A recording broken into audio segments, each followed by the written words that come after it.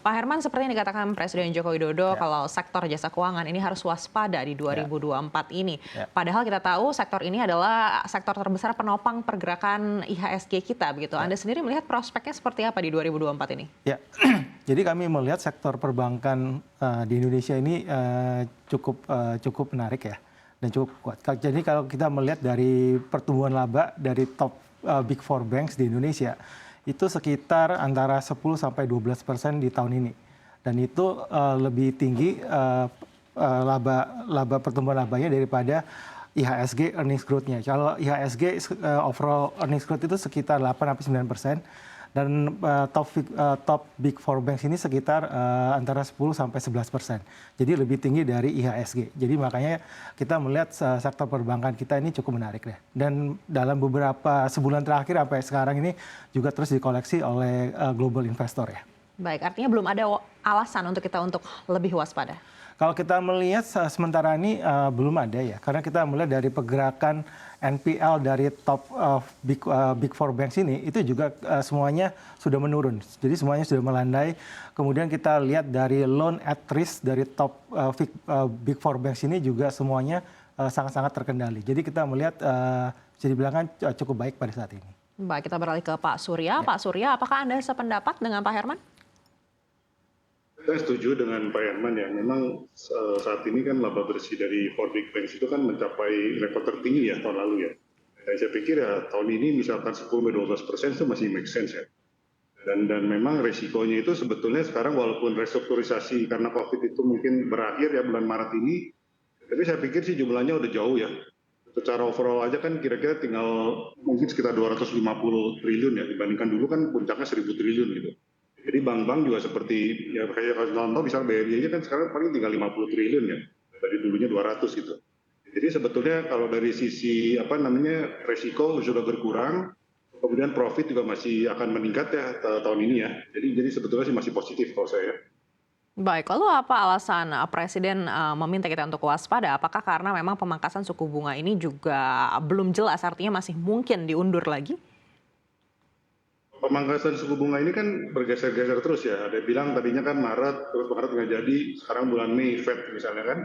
Malah ekonomi kita malah memperkirakan mungkin belum tentu terjadi penurunan gitu ya. Walaupun secara konsensus kan masih memperkirakan antara 100 dan 125 basis point masih mungkin gitu ya. Jadi memang kita harus waspada juga, tapi ada satu sisi yang menurut saya cukup positif juga karena ternyata Pilpres kita kemungkinan kan hanya berjalan satu kali gitu, satu putaran gitu ya. Jadi itu juga membuat ada satu kepastian ya, di luar siapa pemenangnya gitu ya. Itu memberikan satu kepastian bahwa orang-orang yang tadinya investor yang tadinya menunggu mungkin sekarang menjadi lebih pasti gitu ya, lebih berani lah untuk berinvestasi gitu. Baik, terkait dengan Pilpres kita akan bahas lebih dalam lagi. Kali ini saya akan beralih ke Pak Herman. Ya. Pak Herman, kalau melihat sentimen-sentimen yang ada untuk sektor perbankan ini, mungkin yang pertama ini adalah terkait dengan restrukturisasi yang seperti disampaikan oleh Pak Surya tadi yang mungkin akan dihentikan, dan juga terkait dengan suku bunga acuan ini yang mungkin masih bisa ditunda lagi. Artinya ini dua sentimen buruk yang mungkin akan menjadi faktor pemberat sektor perbankan di tahun ini. Apakah menurut Anda ini bisa menjadi sebuah sinyal agar kita lebih waspada, atau di antara kedua sentimen negatif ini juga sebenarnya belum ada yang bisa mengguncang sektor ini? Ya.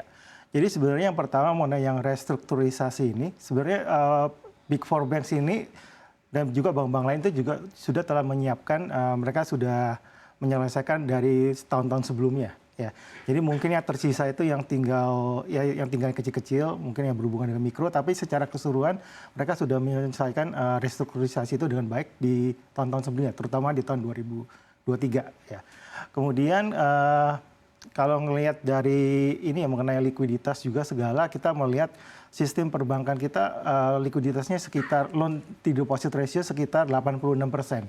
Jadi itu masih cukup baik, terutama untuk yang Big Four banks. Nah, cuma nanti ke depannya mungkin yang perlu dimonitor terus adalah likuiditas untuk yang bank-bank yang lebih kecil. Nah, itu yang akan mungkin jadi salah satu yang bisa kita fokuskan untuk dimonitor. Artinya kalau suku bunga global pun tidak dipangkas tahun ini, tidak akan ada masalah untuk sektor perbankan kita? Jadi sebenarnya Bank Indonesia masih mempunyai alat makroprudensial lainnya yang bisa dipakai sebelum menurunkan suku bunga. Jadi misalnya GWM ya. giro wajib minimum. Itu kan sekarang masih di sekitar level 9%. Nah, mungkin itu bisa menjadi salah satu alat makroprudensial Bank Indonesia untuk menurunkan dulu GWM sebelum akhirnya menurunkan suku bunga. Kalau sampai misalnya suku bunganya tertahan di 6% untuk menjaga-jaga spread dengan the Fed rate maksud saya.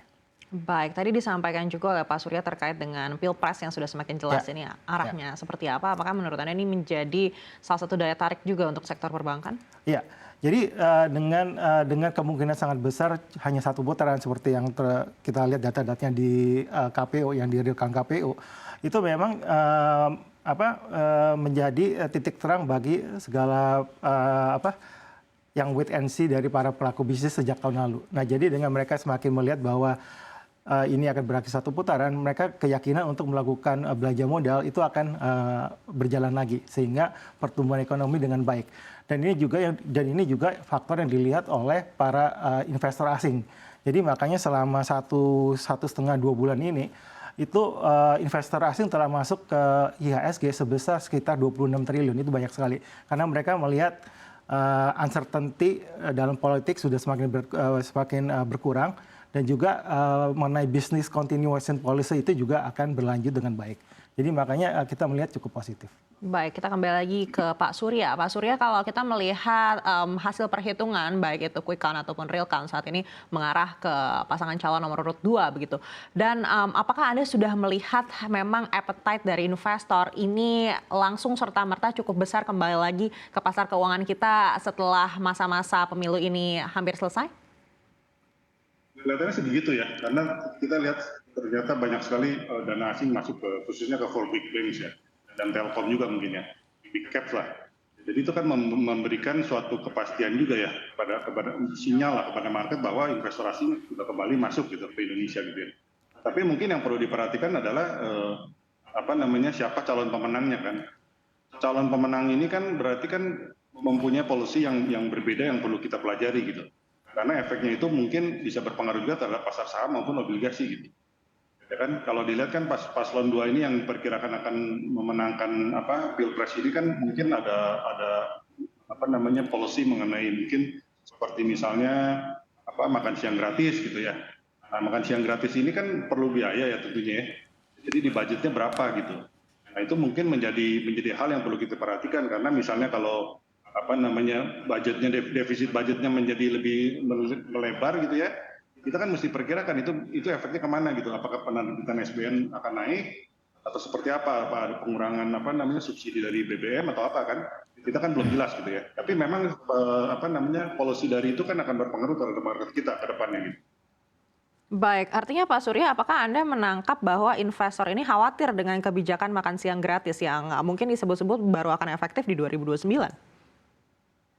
Bukan khawatir, tapi kita mesti perhitungkan kan berarti kan budget defisit ini akan melebar kan berarti kan. Nah, pembiayaannya itu dari mana? Kalau misal kita asumsi pendapatan negara kita kan kebanyakan dari teks ya. Kalau misalnya teksnya nggak bisa naik, berarti kan defisitnya kan melebar gitu kan. Nah, itu dari mana dananya kan? Misalnya soal seperti dibahas kan BBM mungkin subsidinya mau dikurangin misalnya kan. Atau juga saya perkirakan mungkin penerbitan SBN mungkin meningkat gitu ya. Nah, kalau misalnya SBN-nya meningkat, berarti kan corporate bonds yang akan terbit kan mereka menjadi lebih sulit kan karena bersaing dengan SBN gitu ya. Jadi mungkin lebih positif ke pasar saham sih saya dibandingkan obligasi ya untuk tahun ini ya. Baik.